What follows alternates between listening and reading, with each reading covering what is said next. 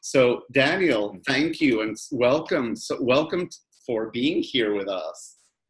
Well, thank you so much for having me. I mean, like when you mention it, I have to say, like I don't do a lot of these things, but just because of our friendship, I thought it would be a great way to just sort of have like a casual conversation. I think that one of the, as an artist, as a visual artist, I think one of the things that are so challenging is that when like, and you hear it all the time, right? Like when people go to museums and galleries, and people are like, I don't understand, like this is so like abstract and all these like words that people use, but like we're not gonna do any of that, hopefully, or as little as possible. It's just gonna be like a chit chat about like ideas and how things become projects, and like we'll show a few things, and then like you can ask some questions. And so I think it's gonna be very enjoyable for me because it's part of the creative process, and I love to share with you guys how everything comes together. So I think that's thank you so much for thinking of me for this. So let's move on to your current art that's up at ClampArt, because that's obviously it's more recent and it's actually viewable as we speak. So let's start with these beautiful nudes. I hope everyone on the call is over 18, or but they're beautiful. They're not. This is an installation shot of just part of the room that has these beautiful nudes, and I want us to take us back to where how you started to think about this being your next series, and executing it as well. Well, I was in Rome, and I went to La Galleria Borghese, and they had an exhibition of Lucas Cranach, and so it was kind of really interesting. It was my first time in Rome, and I thought it was so. I grew up Catholic, and so like being in Rome was like really incredible because you see antiquity, and then you also see all the Catholic churches, and then you went to Galleria Borghese, and then you see this looking Cranach, which is like late Renaissance, and then you kind of like occurred to me like there's like such a connection between all these figures. They all seem to be referencing the same idea. And so I thought it was interesting. Sort of like I wanted to do like my own take on it, and like for example, those pictures are taken in my apartment, not really a studio setting, but literally like in my bedroom. I just painted the wall that deep red color, and I was taking pictures of a few friends and some people that I found online through a model a website where it connects models with photographers, and it was just an interesting idea because I was at the time I was kind of like thinking about what I wanted to. I was a little, like I was thinking about a lot of things, and I was like, I don't know, kind of like, all right, let me just like start from some sort of like center, and that's why they're sort of like direct, and it's they're nudes, and there's not a lot of like a lot. They're not complicated. They're very straightforward, and so it was like in part like something that I needed to kind of reboot, like where I was in terms of my creative process, and then also just work on something that I thought was just beautiful for the sake of like celebrating something that was precious, and that I had some sort of connection in my upbringing, and just something that I saw in culture, Daniel, we spoke a little bit about how you did try to make these folks comfortable, maybe have a little coffee or tea and hang out before you do the shoot. Tell us about how that is, because I've certainly not have to photograph someone in the nude, and how was that process of, and also tell us about choreographing. I know that some of these poses are very classical. They're, this is the famous contrapposto. So I'm sure there's a little bit of thinking around even your reference to mannerism. Tell us a little bit about coming up with these postures and also getting people comfortable. So amazingly enough, some people are just comfortable, more comfortable nude, you know, and that's like an important thing, you know. So it's not like they're coming to my studio not knowing this, you know, like they like know that this is what the project we're working on. I've also sent them examples of what the pictures will look like, you know, like we might have even spoken on the phone, but we don't, you know, a lot of them, I don't know them. And but when they get here, it's very quick chit chat. I don't take a lot of the time either. So, but basically, it's like, hey, how's your day? You want some coffee? You want some tea? We'll chit chat for a little bit. I'll tell you what it's like. So they have like a visual expectation of like what the process will be like, because in like a few minutes they're going to take their clothes off in front of a complete stranger. So like, I'm trying to make it so that it's I'm making sure that it's professional, right? It's not like any funny business going, you know, with this, you know, and it's and so like I have examples of poses and ideas that I'm looking at, so I review those with them, and I sort of tell them that I'm interested in this kind of these poses and why they appeal to us and why they're flattering, why the lighting is flattering, and I explain to them how the lighting works on the figure and where it's coming from. And I have this funny thing that I always say to them. I always say to like, because there's only one light source, it's like a window. Well, there's actually two windows, but there's one main light coming from a side, and there's no, and then on the other side there's no light. And so like I would say to them, like, okay, you have to think of, some of them are not professional photographers, some of them just want to be models, and so it's a way for them to build a portfolio and get experience and all that stuff. So like I would say to them, like, just think of light as your friend, you know, like if you work with the light, then it's flattering. If you like go look at the other direction, then it's just, it's going to be a shadow. And so it's fun, and it usually takes like an hour and a half, 2 hours between like the chit chat and the picture, and then like the wrapping up. And so it's a pretty quick process.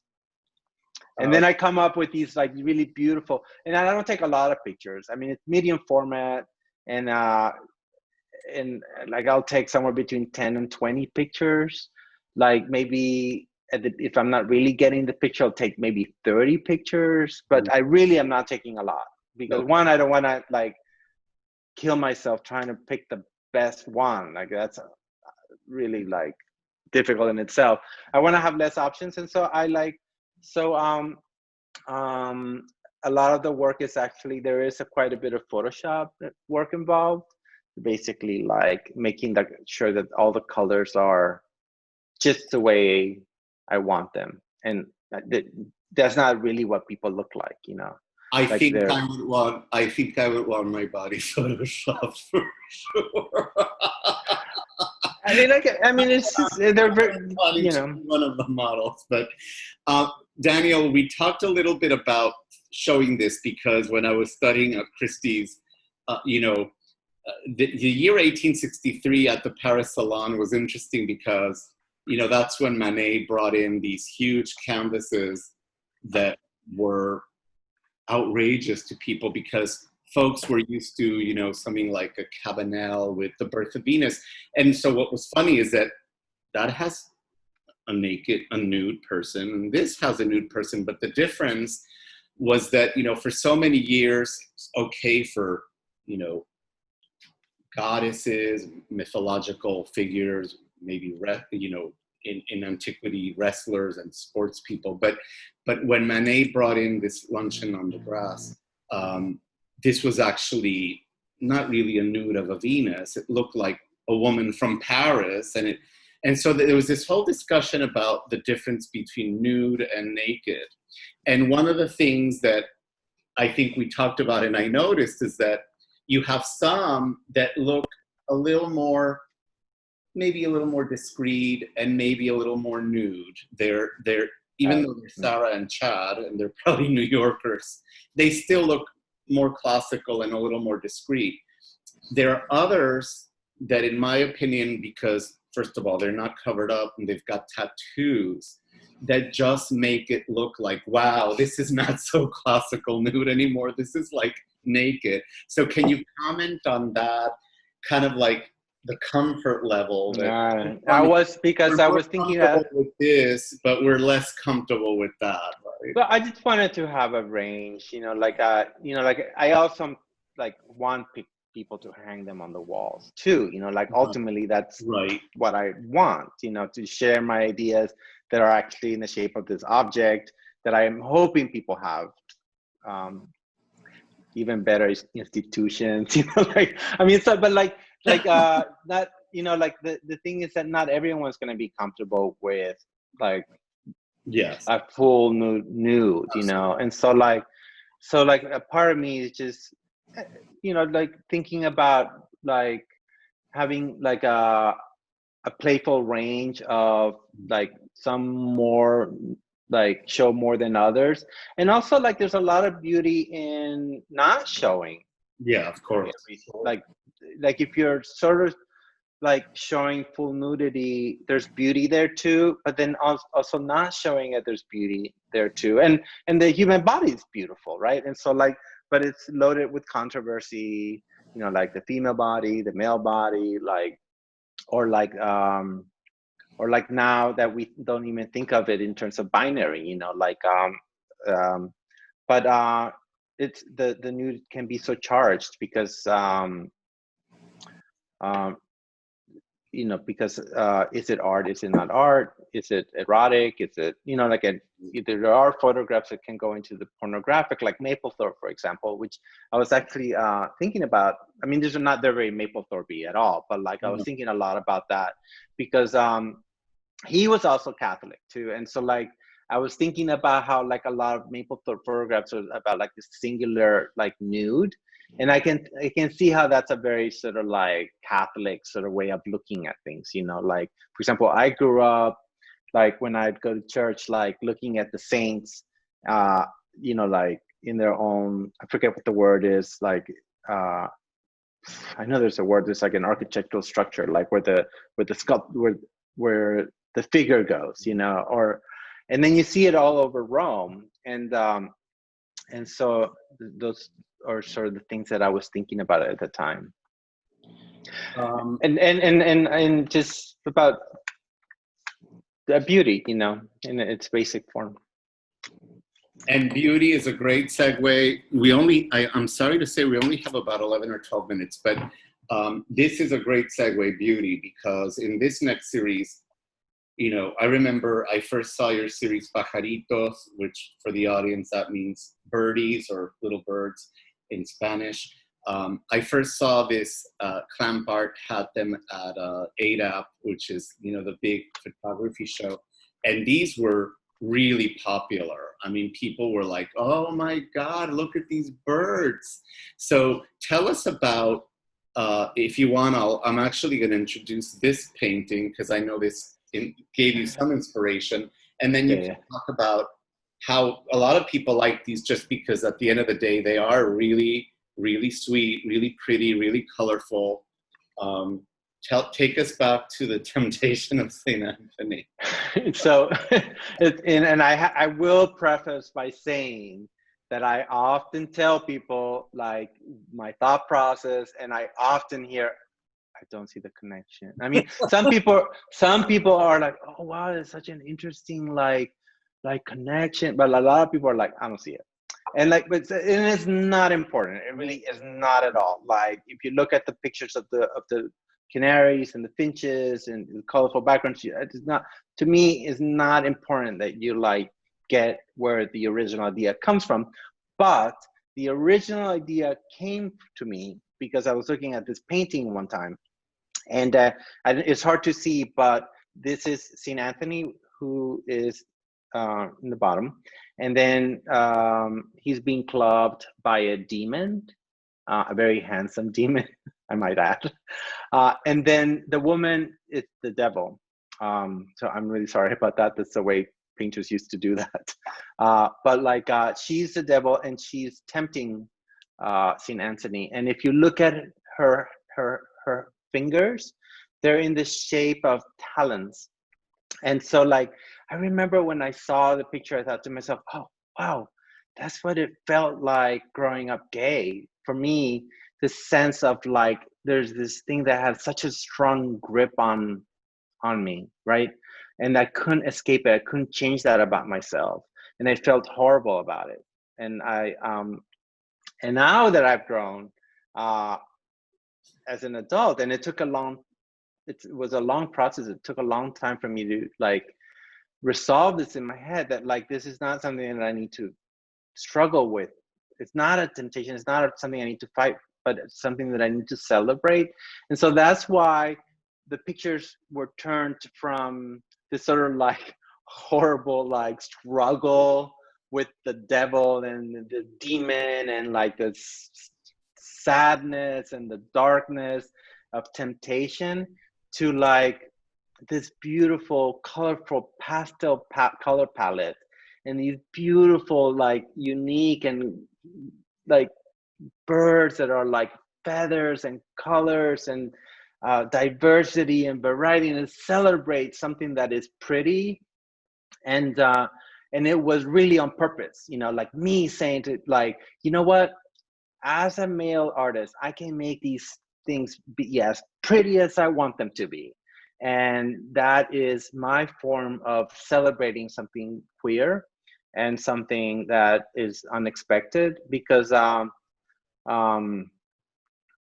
like when you look at them, and it's hard to see them on the screen. I hope you get to see them at the gallery, but like they're really sort of like precious. And what I do is that like, it's hard to see because they really look like they're, but by the way, they're alive.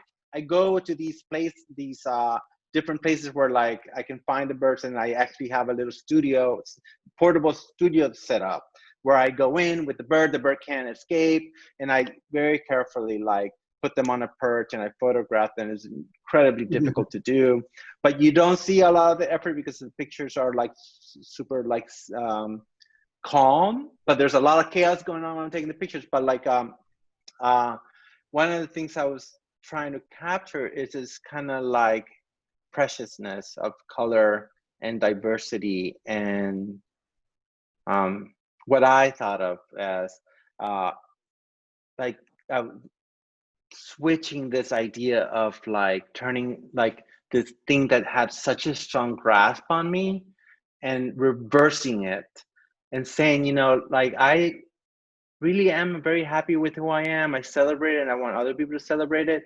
And I'm content. And so it's a celebration of beauty and happiness. Thank you, Daniel. It's wonderful. And by the way, two things. One of them, I wanted to point out to the audience that as Daniel said, these are not just, you know, a print. He actually mounts them on, it's a plexiglass and then paints it. So it really winds up being an object. It's three-dimensional. And I have to say that because the backgrounds are completely monochrome and even the frame matches, when you see these in person, the little birdie really stands out. It almost looks like he's real or three-dimensional. Yeah. They really look like they're not part of the picture plane. That's right. And by the way, you told me that this is interesting, I think, for the audience. The derogatory term for gay men in Honduras is pajarito or pájaro. I think, you know, I think I have to say it's just like a derogative term that I heard growing up. It's not like a predominantly like, and then I don't know if it's from Honduras. It might be typically like just a slur that people use in Spanish. But like, for example, like it's not just that. Like there's other derogative words used, like a lot of them associated with fruits, and I guess that's like the idea of being a fruit.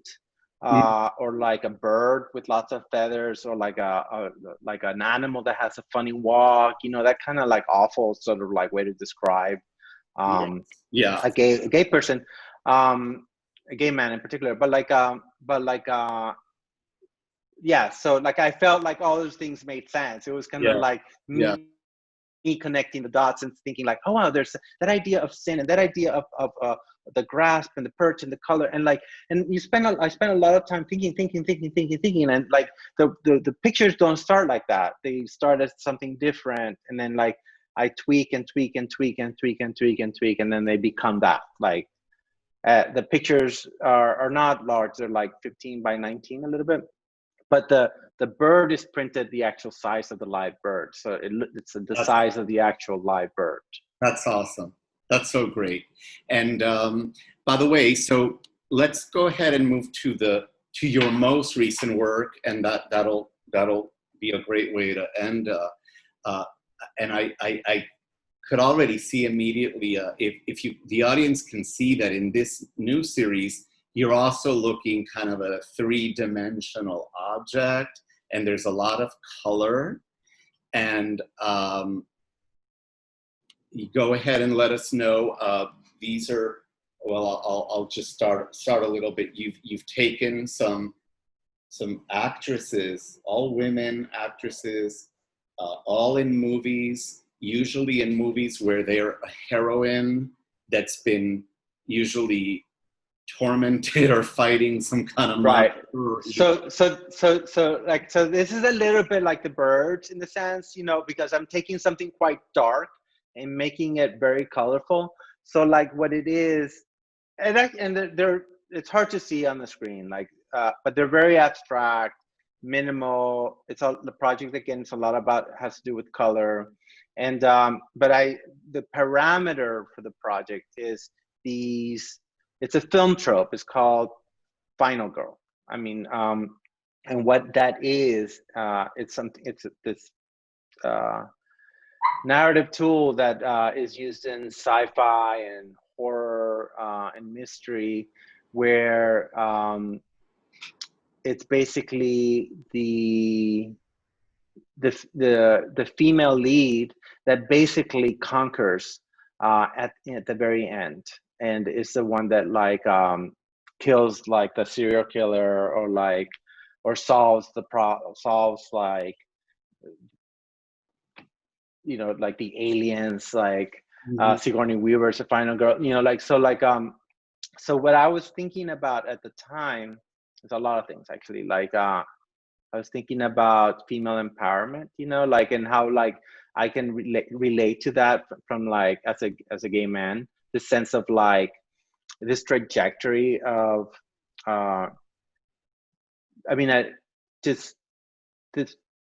it's hard to describe because it's like kind of abstract, but like women going through this huge ordeal but coming out victorious in the end. And then like me feeling like a sense of sisterhood with that sort of struggle, and so like celebrating that. And like one of the things that I was thinking at the time is I was thinking, for example, like a lot of women were being elected in positions of government in Congress, for example, like, and I was thinking like, wow, that's so incredible, like this sort of shift.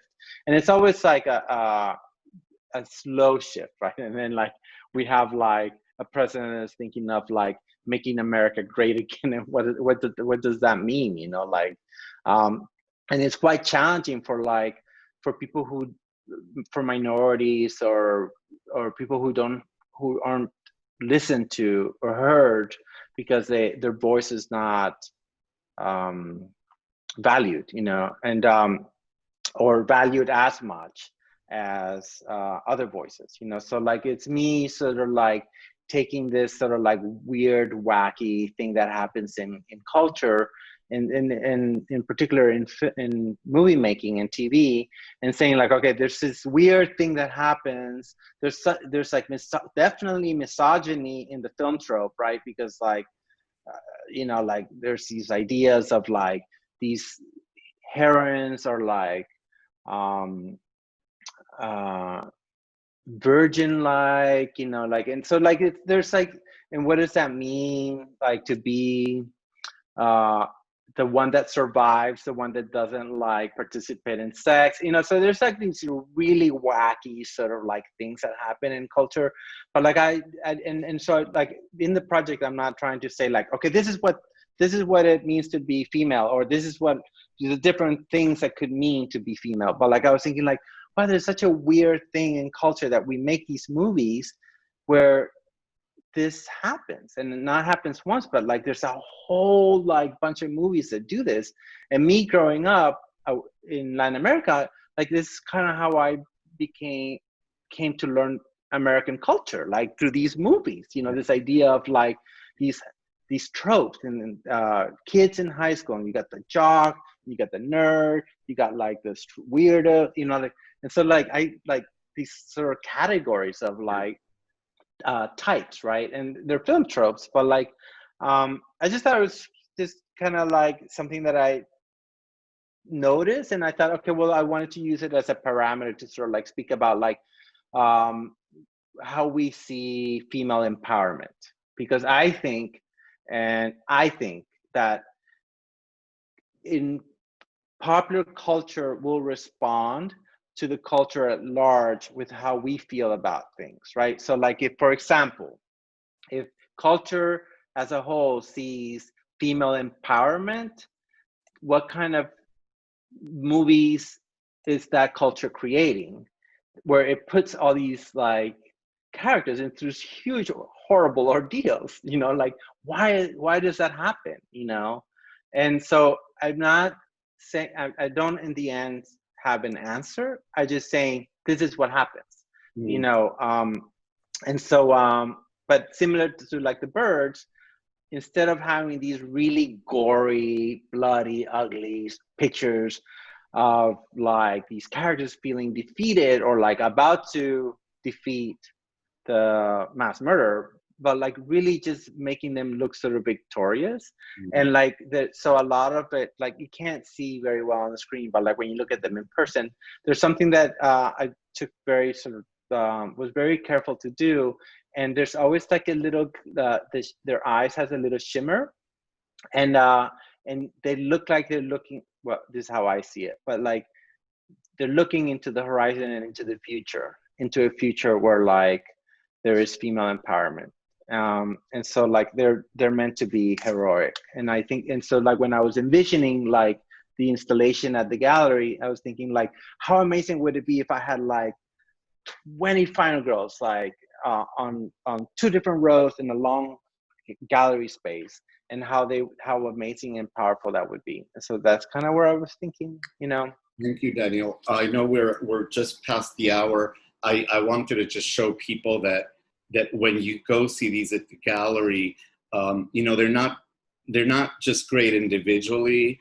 When you see them in as almost like diptychs or triptychs of 3 of them, they actually remind us of the kinds of works like an Ellsworth Kelly or a Barnett Newman again. So you've got these very geometric, kind of very colorful pieces, and again they're 3-dimensional. So there's something beautiful about that, because they're not just you know, there's photography, but there's also something very painterly. Well, painterly is not the right word, but they almost look like you're looking. Oh, for sure, it's definitely like paint. It's taking photography away from this traditional sense of photograph, and like it's in between photography and painting. And every color, I've researched it specifically, so it's not like a random thing like, oh, there's red or there's blue or there's yellow. Like they're like these colors that like I've like researched, and each color has a particular name that is linked to like some sort of like when the color was discovered, because color pigments come from either, you know, it could be from an animal or chemicals, or it could be manufactured, or so like, but they don't always exist. And now we have all these colors, like if you go to Benjamin Moore, you'll find or a Pantone color, but it wasn't always like that, you know. Right. So there's specific hues that have like social economic history assigned to them, and so like that's what the colors are. They all have like a sort of association, a specific association. And if you go to the gallery, there's actually a paragraph on every single one of these about the color, which I thought was fascinating. So thank you, because that gives the work, you know, these colors were not random whatsoever. You chose them very carefully. And what I wanted to show finally to the audience, because I think it's really cool, you know, like this. So, yeah. So some of them glow in the dark, you know, because like because you know, because it's a study. Their color, I mean, besides me like finding this film trope kind of like wacky and interesting, like it's also about their color studies, and so like me going into like how we perceive color, and so it just made a lot of sense to make them some glow in the dark. And they're not meant to be taken super seriously. I think there's a lot of serious things in the world, and so I wanted them to have a bit of humor, and like the birds also, like for them to be these beautiful objects. And so like I go through the great pains to like make sure that like there's like beauty and humor and all these other elements, although like maybe I'm talking about more like serious and substantial things underneath it all, you know, because I think like if I can just get your attention, then maybe someone will ask the questions like, what do all these women have in common? These who are like, I cannot recognize them. I kind of do, I kind of don't. And so like I thought it was kind of like a similar sense of like putting a puzzle together, which I thought it was fun. So thank you, Daniel. I know we're past the hour, so I really apologize for that. I thank you for still being with us. And this would be the moment for a bit of Q&A. I'm actually gonna go ahead and let everyone unmute themselves so we can do that. And let's take a look at who's still with us here. And let's see if I do this. Okay, so let me know if you have a question and I'll unmute you. You can just do the physical hand if you want, or a comment. Ask away. And if you're in New York, I love to show you the work. It's you know, one of the things I wanted to sort of mention, I mean, I could go on and on. I told Efren I could talk forever, but I'm not going to do that. So I'll spare you.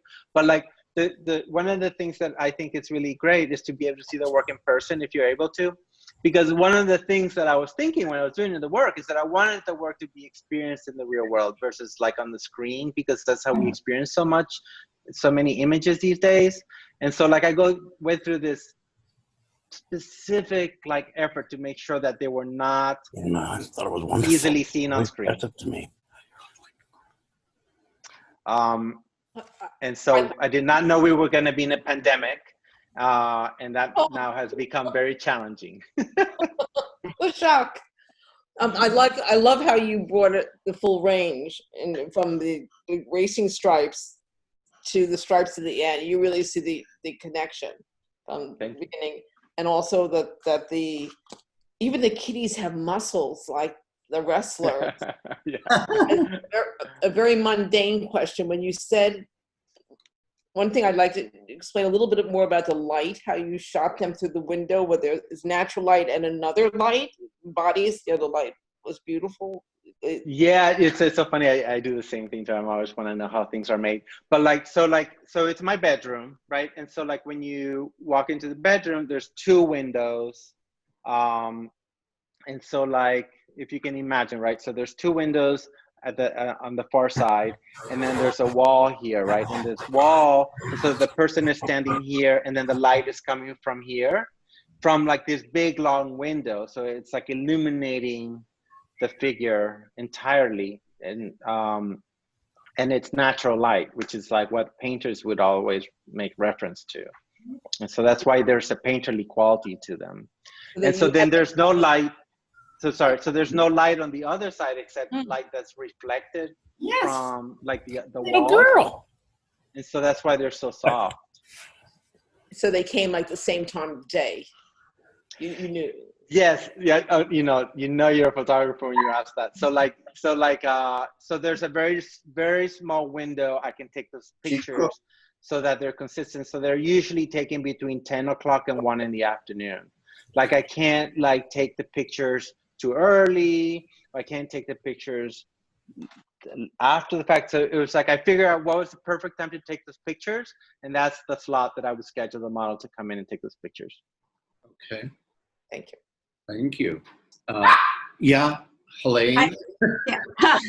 Hi, I just wanted to say, Daniel, that I found your explanations very, very interesting as well as very eloquent, and Thank you. and I, you know, I find your work very remarkable, but I found that the explanations made them that much more meaningful. So I wish, I'm not in New York, but I wish I was. I'd love to see the exhibit. So congratulations. Thank you so much. I appreciate the feedback. Janice? Yeah, I sort of have a similar sentiment. It was a rare opportunity to get a sort of peek under the hood of the artist's motivation, and it was so articulate. So I feel like I had this rare opportunity rather than just appreciating beautiful art and being far removed, hearing the insight into what drove you, what motivated you, and how you did it. So thank you. No, thank you very much for like giving me the platform to talk about the work, because a lot of these things, especially now that a lot of people aren't able to see the work in person, you know, like I think that like a lot of like learning about the work is seeing it in person, meeting the artist, or speaking to the gallery, you know, that kind of thing, which is harder to do these days. But this is even a great opportunity to like speak about things that you don't get to, you know, when you go to the gallery space. And there's so much that goes into making work, and it takes sometimes years to make it. And so like to be able to sort of like, one, have the opportunity to show the work at a gallery is incredible. But then to be able to talk about it, like it's even twofold, you know. So thank you for the opportunity, and the feedback is great. Thank you. And by the way, Janice likes birds. She actually wrote a book for young adults that's about pigeons, racing pigeons. So I knew she would like the heading. Wow. You have some of my favorite subjects: cats, birds, and I guess the NASCAR I sort of fell into. She's the one that launched the Viagra NASCAR car. So Yeah. That's what I told you, that it was hard. I'll have your art all over my whole house one day. Thank you. Any other questions or comments? I know that it's 7:14. So Efren, can you hear me?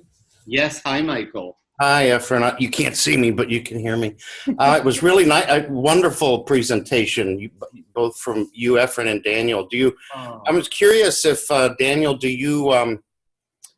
are there any interests that you have in photography or themes that you pursue that involve Honduras? I mean, does Honduras? That's a very, very good question. You know, like I've had like friends and people in the art world who've asked me that question. The thing is that there's a lot of poverty in my country, Right. and it's very, very, very difficult thing to do is to photograph. Right. That kind of like poverty, and I say that I'm not saying that's all there is, right? But it's a country that really has a lot of like challenges, and so like let's say I wanted to photograph something that was like not those challenges, right? Right. Then like, why am I photographing things that aren't about those challenges? It's just so important. So like, it's a difficult thing to do. Yeah, and it seems like you're interesting. I'm sorry. Go ahead. No, so I'm not like it takes a particular skill that I don't feel I have. I've tried it, and it's not, because I'm also not doing journalism, right? And I don't live there, so it's like my work becomes about my experience of like immigrating here, how I see America from my perspective, and I'm starting to move away from being more about that documentary experience, but more about concepts that aren't specific to like what I see in the United States, or what I saw in Honduras, or or my own experience, but more like how it's more open-ended, you know, and so like that becomes more interesting to me, you know. So it seems like your interests seem more aesthetic, more purely aesthetic, as opposed to taking pictures of things or people in Honduras, which could be quite dangerous, I would think. Maybe. Well, not necessarily. I mean, but it's different. It's different, and it's depressing. Y eso mucha gente ya lo ha hecho. But I have to tell you, my next project, actually I already started, does are photographs in Honduras, but it's hard to talk about it because I haven't really done much with it. I haven't shown the work. I haven't really like work through it, but it has to do with it involves my mom, and so it's something that will take me back home, not just to visit, but to work on a project. I think you bring up something that's really interesting, because it's like something that's very close to my heart, and so that obviously like that's interesting to me, and other people like what that looks like, you know. And so it is something that I'm thinking about. So it's a good point that you make. Yeah, thanks. By the way, I saw in the chat someone just asking whether you asked the models to shave before the photo shoots. I do not. I do select the models ahead of time, so there's a very particular aesthetic, right? So like, so for example, like, I mean, they're all very beautiful models, right? But they're not like these like. There's a little quirk to each of the models, and I do tweak their bodies a little bit, so they're like a little bit more elongated, so they're not true to life, you know. So there's like artistic decisions involved in like not just like taking the picture, but choosing the model, and so it just so happens that like there's not a lot of body hair, but it wasn't like a prejudice. It was mostly like a painterly idea of like, when you look at like the paintings that I was specifically looking at, they're very feminine. So like even the male figures have like a feminine quality to them. And I say that like careful, because like, you know, like what is masculine, what is feminine, that's, you know, like debatable. But like when you think of it, like you associate it with the female form. And so a lot of like even the male figures are feminine in the traditional sense. Does that make sense? Yeah, it does. Well, thank you. It's a difficult thing to talk about, like masculinity and femininity, but like, you know, that the idea of that. Well, I want to thank Daniel so much for being the first kind of the guinea pig for this type of session. And I think we'll get feedback, but it sounds like it went nicely. And thank you for your time. And what I'm going to do, and we'll send out an email to everyone with his, you know, with all the details of his website, his handle on Instagram. The other thing is I'll send you again the website for the gallery. And the other thing is hopefully we're going to come up with a date soon so that we'll do like a little meet and greet the artist in person for those of you that may be in New York. Or, I don't know, maybe you want to fly here just to meet them. Because, you know, flying is so easy right now. Right, on your private jet to New York City. So thank you all for attending. Thank you. And for your support. Thank you. Some of you are very loyal, so that's wonderful.